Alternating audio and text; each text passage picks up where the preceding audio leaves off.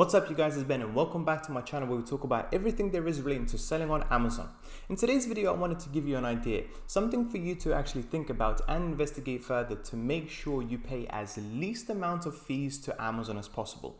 At the end of the day guys, remember we are paying a lot to Amazon. We are paying referral fees, fulfillment fees, advertising fees, storage fees, monthly fees, the list goes on and on and on. So if there are any fees that we can potentially reduce somewhat, somehow, we should be focusing on that. And this is exactly what I have done for my own product, okay? I've looked at it and I've realized, okay, hold on, there is something here I can change that I can potentially reduce one of my fees on.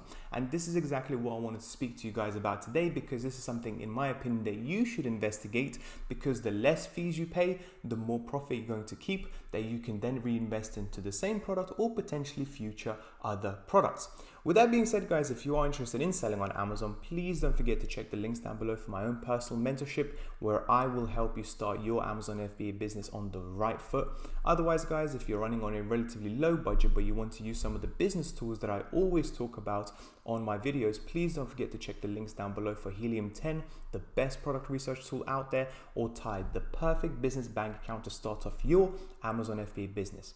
With that being said guys, let's get straight to the video. So in today's video, what I want to do is speak to you about the fulfillment fee. So what is it basically? Well, this is a fee that Amazon is going to charge you for each and every single item that they have to pick up, collect, pick and pack, and then send it to the customer. Okay, now this fulfillment fee, basically what it depends on is not actually the price that you're going to be selling the product. What it depends on is the size of the product and the packaging that it comes in. Okay, so why did I come across this? Why did I come across and changed it and potentially did something about it that reduced my fulfillment fees quite dramatically? Well, what I did was, one of the products that have come into the warehouse, of course I have to recall in order to make images and sell the product and so on and so forth.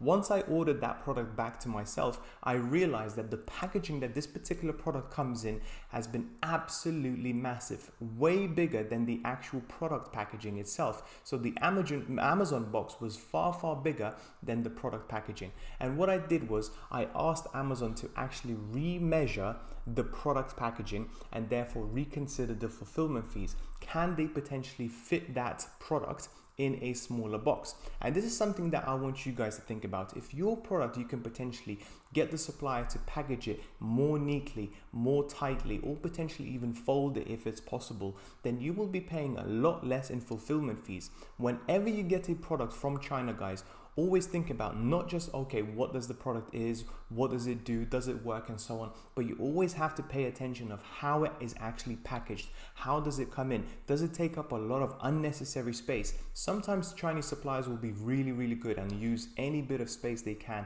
to cram in as many products as possible. However guys, sometimes guys, Chinese suppliers are not that great, so you may have to repackage them yourself to save some money on the fulfillment fees, or potentially speak to your supplier to repackage them for you.